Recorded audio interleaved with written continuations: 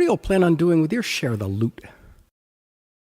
That's literally the million-dollar question that Michael Xavier Murphy asks a couple of gangsters in the novel Murphy on the Mount by author David Justice.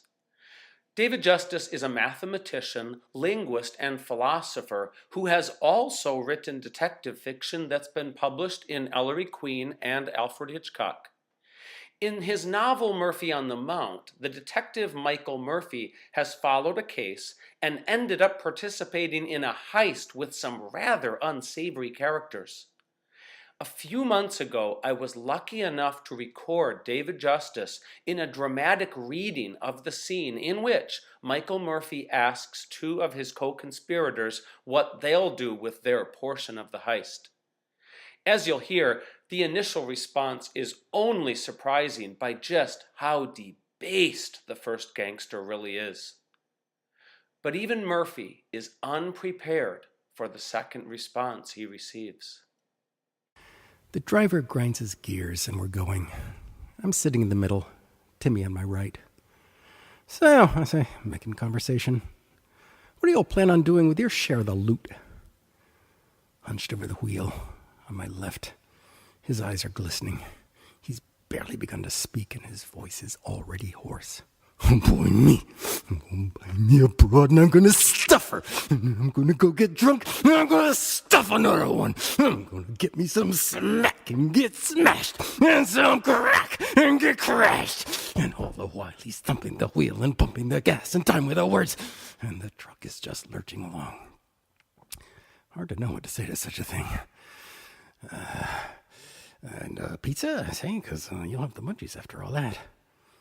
Yeah, a pizza, a big one, with everything on it, with spit on it, cum on it, blood on it, duck butter. Okay, I think I'll stick with anchovies. And how about you, Timmy? What are you going to do with your share? He looks doubtful. Gee, I don't know. How much you figure it'll be? I say to him evenly, no sense being a piker about this. I reckon it'll come to a cool $250,000. Silence. Gasping. Something happening in his head. Holy... Jeez! I had no idea. It's like a bomb fell on him. Jeez! Jeez, I mean, with money like that, I could go straight. I stare at him, not believing my ears.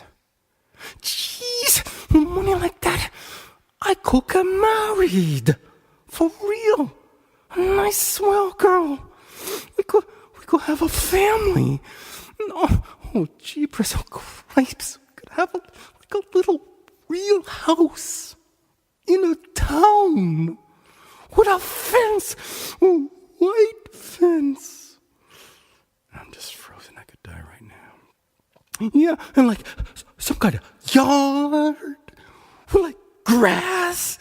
And like, he's sniffling now. I don't think he's ever seen stuff like that, but in a magazine. Oh, I could put up swings for the kids, the little tiny kids. Oh, please. Oh, let it be. He's put his head down on the dashboard and he's just weeping. Oh, God. Oh, God. The way you made us. Scratch any one of us deep enough. Scratch past the crap and the crust and the dried-on vomit from last night's drunk. And we want to be one of the good guys. And we mostly don't even know it. And instead, a slip here, a wrong turn there, we spend all our time, stranger to the light, just barfing around in the dark among the garbage cans. So what happens? Timmy getting that money, going straight? Sounds too good to be true. And Murphy, he's going through this whole story worried that he has committed the blasphemy against the Holy Spirit and that his eternal soul is irreparably damned. Is it? is mine, is yours? Murphy finds the answer to that question.